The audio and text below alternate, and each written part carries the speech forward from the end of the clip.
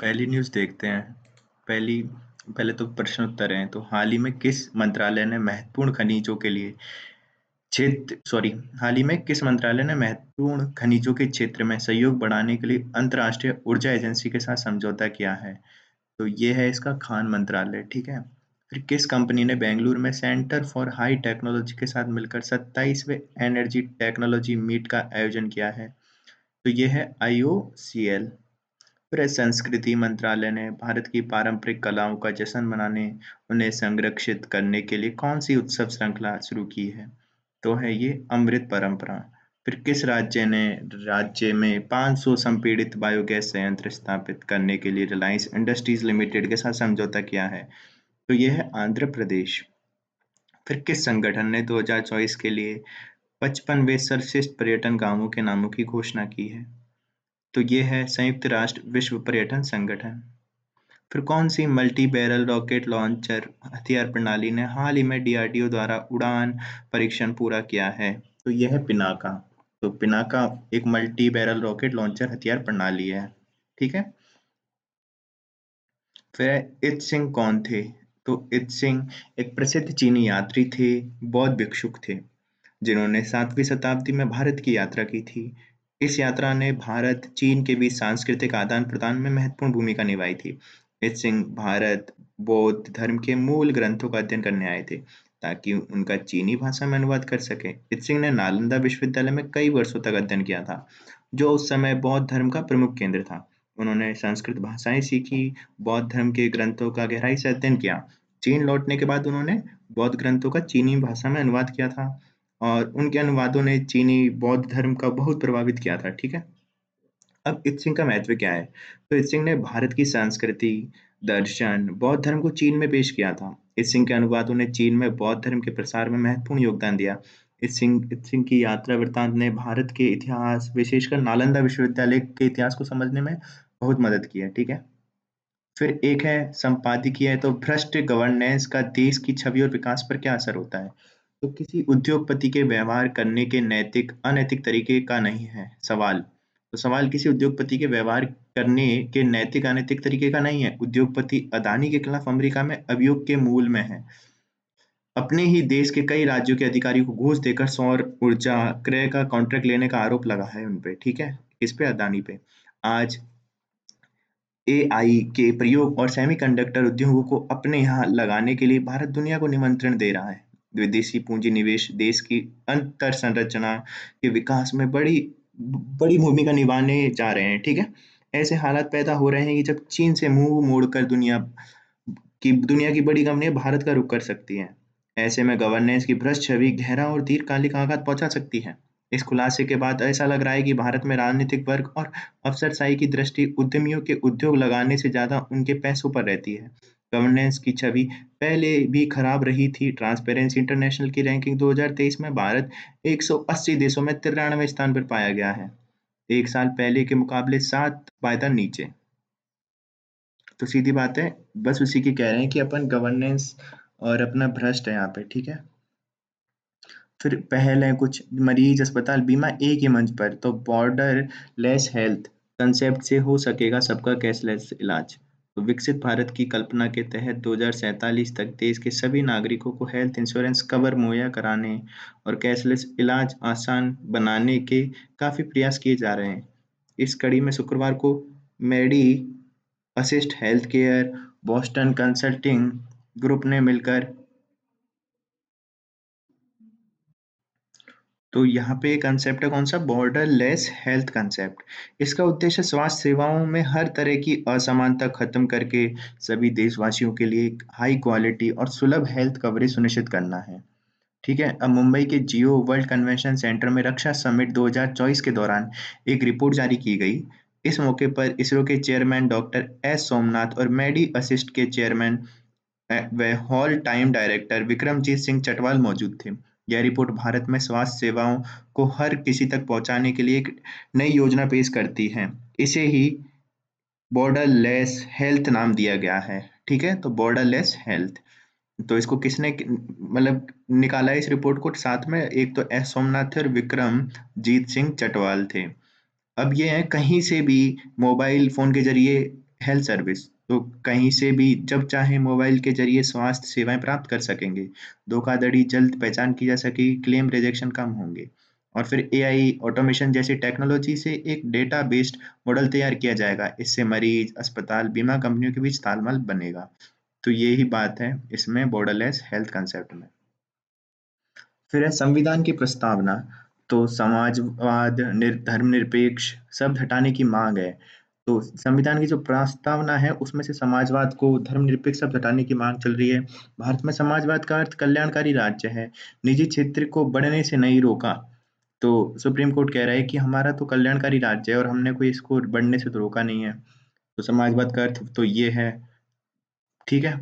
अब supreme court ने शुक्रवार को कहा कि संविधान में 1976 में किए गए संशोधन की प्रस्तावना में समाजवादी, धर्मनिरपेक्ष और सत्यनिष्ठा जैसे शब्दों का शामिल करने के फैसले की न्यायिक समीक्षा हुई। ऐसे में कोर्ट यह नहीं कह सकता कि आपातकाल के दौरान संसद ने जो भी किया वह अमान्य था। सीजेआई संजीव खन्ना और जस्टिस संजय कुमार की पीठ ने इस संबंध में दाखिल याचिका पर सुनवाई के बाद फैसला सुरक्षित लिया। पीठ ने मामले को संविधान पीठ को भेजने से इनकार कर दिया। इस दौरान याचिकाकर्ता की दलील थी कि वे भारतीय अर्थों में समाजवादी होना एक कल्याणकारी राज्य समझा जाता है। इसने कभी भी निजी क्षेत्र को नहीं रोका है, जो अच्छी तरह से फल फूल रहा है। पीठ 25 नवंबर को फैसला सुना सकती है। गौरतलब है 1976 में इंदिरा गांधी सरकार ने 42वें संविधान संशोधन के जरिए प्रस्तावना में समाजवादी और धर्मनिरपेक्ष व अखंडता जोड़ा था। तो ये तीनों जोड़े थे और इनको हटाने के लिए किसी ने डाली। अब देखें तो कश्मीर 30 करोड़ के नकली नोट पर केंद्र को नोटिस, इसको हटाओ, काम का नहीं है। फिर ज्ञानवापी शिवलिंग पर क्षेत्र के सर्वे पर नोटिस। तो शिवलिंग वाले क्षेत्र पर सर्वे पर नोटिस। तो शीर्ष कोर्ट ने ज्ञानव्यापी मस्जिद प्रबंधन समिति से हिंदू पक्ष की याचिका पर 17 दिसंबर 2024 तक जवाब मांगा है।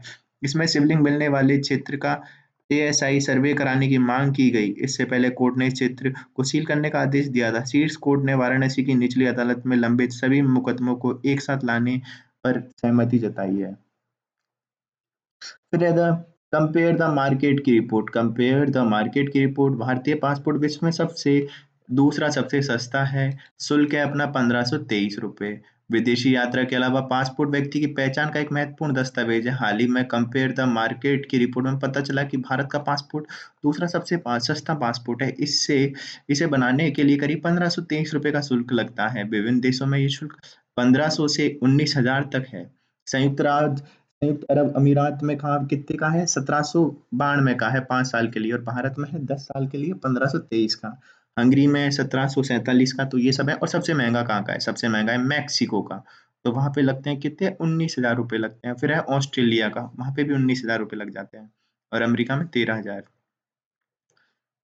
फिर आगे चलें तो इनको हटाओ। ये देखो, ये खतरनाक न्यूज़ है। मंदिर में चोरी कर भाग रहे चोर को मिर्गी का दौरा पड़ा। ठीक है, फिर आगे चलते हैं। इजरायली पीएम नेतन्याहू के खिलाफ अरेस्ट वारंट जारी। तो इजरायली प्रधानमंत्री नेतन्याहू के खिलाफ अंतर्राष्ट्रीय क्रिमिनल कोर्ट आईसीसी ने 21 नवंबर को अरेस्ट वारंट जारी किया है।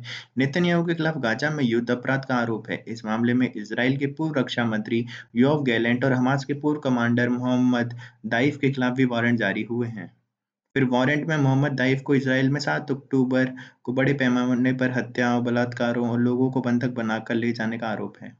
क्या है International Criminal Court ICC? ICC Netherland के द हेग में स्थित एक स्थायी इंटरनेशनल कोर्ट है।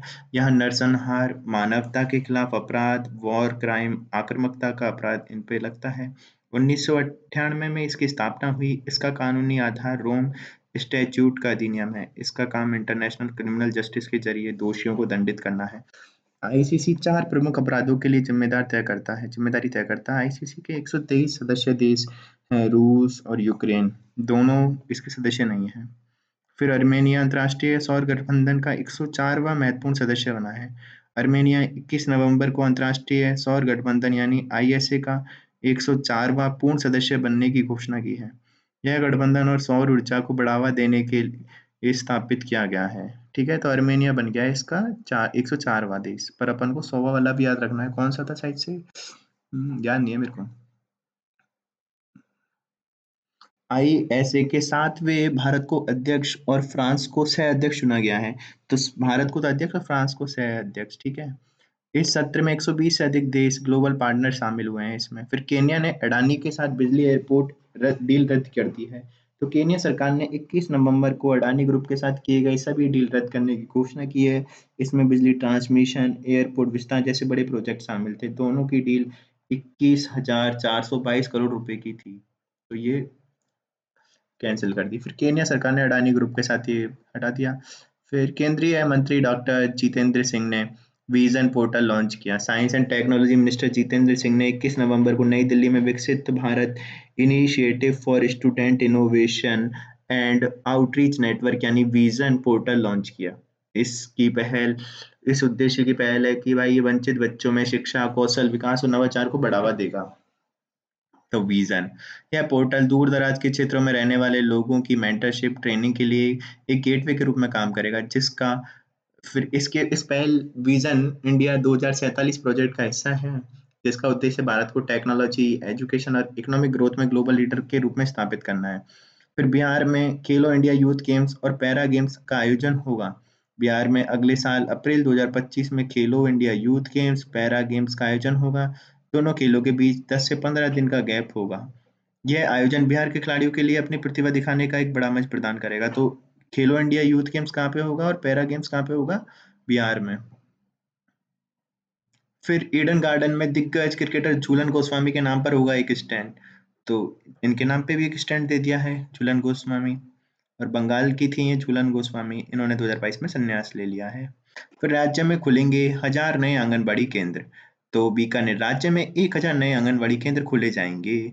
इसके लिए महिला एवं बाल विकास विभाग के शासन सचिव महेंद्र सोनी ने आदेश जारी कर दिए हैं। सभी नए खोले जाने वाले आंगनबाड़ी केंद्र का संचालन 14 दिसंबर तक शुरू हो जाएगा। इनके संचालन के लिए संबंधित जिले की महिला एवं बाल विकास विभाग के उप निदेशकों को निर्धारित स्थान पर इन्हें शुरू करने के निर्देश दिए गए हैं। अब जब तक इन स्वीकृत केंद्रों के लिए आंगनवाड़ी कार्यकर्ता और सह कार्यकर्ता का चयन नहीं हो जाता, तब तक निकट के आंगनवाड़ी केंद्र की संचालिकाओं को इनकी जिम्मेदारी दी जाएगी। तो सीधी बात है, ये बीकानेर में मतलब बीकानेर से न्यूज़ है, तो वहाँ पे बताया कि यहाँ पे अब 1000 नए आंगनवाड़ी केंद्र खोले जाएंगे पूरे राज्य में, ठीक है। अब और उसमें भी उनका संचालन जब तक स्टार्ट नहीं हो जाता, तब तक जो पास वाले आंगनवाड़ी केंद्र हैं, उनकी जो कार्यकर्ता है वो यहाँ पे संभालेंगी।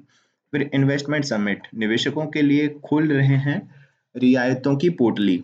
तो स्टाम्प इलेक्ट्रिसिटी ड्यूटी रजिस्ट्रेशन में 100% छूट, ₹1 में प्रोजेक्ट स्वीकृति। फिर राजस्थान क्लीन एनर्जी पॉलिसी, तो ये क्या है? जैसे कि solar, wind, pump storage plant से उत्पादित सस्ती बिजली का स्टोरेज सिस्टम तैयार करने वाले प्रोजेक्ट को ₹1 पर रजिस्टर्ड करना।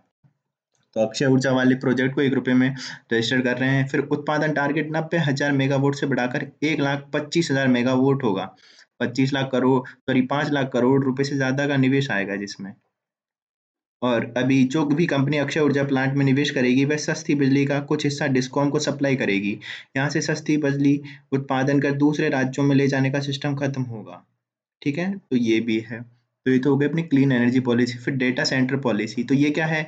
औद्योगिक क्षेत्रों का डेटा एकत्र और सुरक्षित हाथों में रहे, इसलिए डेटा सेंटर बनाए जाएंगे। न्यूनतम 2 मेगावाट इंस्टॉलेशन क्षमता अनिवार्य होगी। संपूर्ण निवेश अधिकतम 5 साल के भीतर करना होगा। फिर इलेक्ट्रिसिटी ड्यूटी में 7 साल तक 100% छूट। बैंकिंग, व्हीलिंग और ट्रांसमिशन चार्ज में 10 साल तक 100% छूट मिलेगी। भू उपयोग परिवर्तन का शुल्क भी नहीं लेंगे। और ग्रीन बिल्डिंग निर्माण पर FAR की अतिरिक्त छूट। तो AFAR की, ठीक है। फिर ये सब है। और MSME नीति क्या है? तो छोटे मध्यम उद्यम की जड़ें मजबूत करने के लिए वन स्टॉप शॉप समाधान काम होगा। औद्योगिक प्रोजेक्ट में MSME के लिए भूखंड रिजर्व होंगे। उद्योग शुरू करने वालों को बैंक से आसानी से लोन मिले, इसके लिए सहयोग करेंगे, ठीक है। तो ये सब है। और एक है निजी औद्योगिक पार्क पॉलिसी, तो कम से कम 50 एकड़ जमीन पर विकसित करना होगा। 10% भूखंड MSME के लिए आरक्षित करना अनिवार्य होगा। पब्लिक प्राइवेट पार्टनरशिप या जॉइंट वेंचर मॉडल भी होंगे इसमें। 90% सिविल कार्य और भी 50% भूखंड बिकने के बाद ही प्रोजेक्ट होगा प्रभावी। फिर है स्टाम्प ड्यूटी, तो रजिस्ट्रेशन चार्ज और भू उपयोग परिवर्तन में शुल्क में 100% छूट दी जाएगी यहाँ पे। तो ये 3-4 पॉलिसी आई हैं। एक तो निजी औद्योगिक park policy, Rajasthan clean energy policy, Rajasthan data centre policy, ठीक है। फिर ये है धर्मनिरपेक्ष समाजवादी मामले में फैसला 25 को, भारत के समाजवाद का मतलब कल्याणकारी राज्य है, सीजीआई ने बोला है, अपन ने पढ़ा भी था पहले। फिर नए चरण में युद्ध, तो पुतिन ने दी चेतावनी, नई मिसाइल से डरा यूक्रेन, संसद सत्र रद्द। फिर आगे चले तो 1 नवंबर 2024 में भारत ने महिला एशियाई चैंपियनशिप ट्रॉफी जीतने के लिए किस टीम को हराया है? तो चीन को हरा दिया है, बिहार के राजगीर हॉकी स्टेडियम में ये हुई थी। और फिर डोमिनिका की ओर से प्रधानमंत्री नरेंद्र मोदी को किस पुरस्कार से नवाजा गया है? तो डोमिनिका अवार्ड ऑफ ऑनर से। और प्रसार भारती के नए लॉन्च किए गए ओटीटी प्लेटफॉर्म का नाम क्या है? तो वेब से इसका नाम हाल ही में 20 नवंबर को प्रसार भारती ने गोवा में 55वें भारतीय अंतर्राष्ट्रीय फिल्म महोत्सव में वेब्स इसको लॉन्च किया है, ठीक है। फिर प्रतिरोधी संक्रमणों के लिए भारत में लॉन्च किए गए पहले स्वदेशी एंटीबायोटिक का नाम क्या है? तो ये 20 नवंबर को कौन सी करी है अपन ने? नेफ्रीथ्रोमायसिन। तो नेफ्रीथ्रोमायसिन 20 नवंबर 2024 को केंद्रीय विज्ञान प्रौद्योगिकी मंत्री डॉक्टर जितेंद्र सिंह ने दवा प्रतिरोधी संक्रमणों से निपटने के लिए देश की पहली स्वदेशी एंटीबायोटिक को लॉन्च किया है। तो ये ड्रग रेजिस्टेंस हो जाते हैं ना कुछ कुछ जो अपने, उनके लिए है ये, ड्रग रेजिस्टेंस के लिए नेफ्रीथ्रोमायसिन। फिर 2025 में प्रस्तावित 20वें G20 शिखर सम्मेलन की अध्यक्षता कौन सा देश करेगा? तो दक्षिण अफ्रीका करेगा 20वें G20 की, ठीक है।